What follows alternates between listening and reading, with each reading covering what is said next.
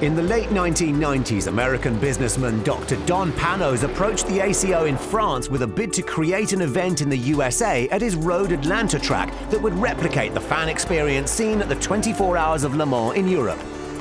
Immediately went to France, negotiated with the president, Mr. Casson, and I said, you know what I noticed? Nobody's looking at the fans. Would it be possible to create a race after Le Mans rules called the Petit Le Mans? Don has always been a visionary, and one of the best things he did was he always said racing is for the fans. You could come to this race any year and it would be completely packed. He always put on a good show, did a lot for the sport, spent a lot of money. Those were the good old days for me. He single-handedly, through his vision, was able to look at this being totally objective for what a fan would want. Those eyes were really turned out to be the lifeblood of what was the American Le Mans series.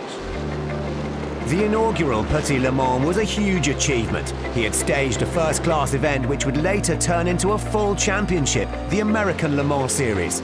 Some of the original racers from 20 years ago are still participating in today's IMSA Sportscar Series.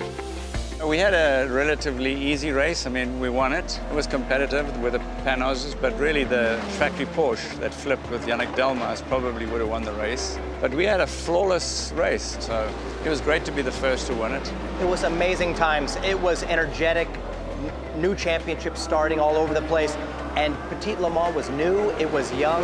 Who knew you would skip forward all these years later, and it's a huge event. Known for his shrewd business acumen and innovative flair, Panoz was already 62 years young when he ventured into racing.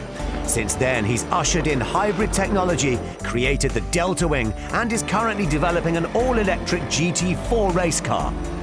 I remember I went around to see all the manufacturers after the race in '98, and they all kind of yawned and said, we're not interested in hybrids. And we developed a hybrid. And that was the first hybrid car. We call it Sparky.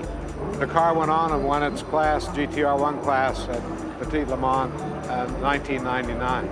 But we know today in the market, they give their right arm for a good hybrid platform, or they'll spend millions and hundreds of millions of dollars to develop one. Whatever Don Panoz does, it's always kind of monumental. Whether it's his inventions, his car ideas. I've driven for him in the Panozes in the past, the prototype cars, the GT cars.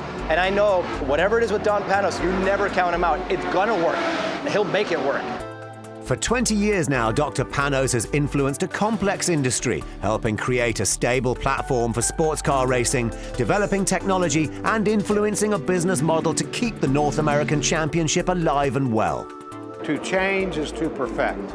And when you have a group of friends like Wayne Taylor and Doug Fehan and Tom Milner and all these guys, over a period of time you'll get ideas and you try some of them and some of them work, and it just makes the sport stronger. We're not racing for $1 million.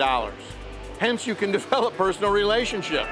This is really a breeding ground for business as well, and I think that's what really makes it unique. We must not forget that racing needs a lot of players. It needs privateers. It needs people from the manufacturers that support it and participate with racing, and it needs the fans. You need all three of those, and anyone that gets out of kilter can cause disruption.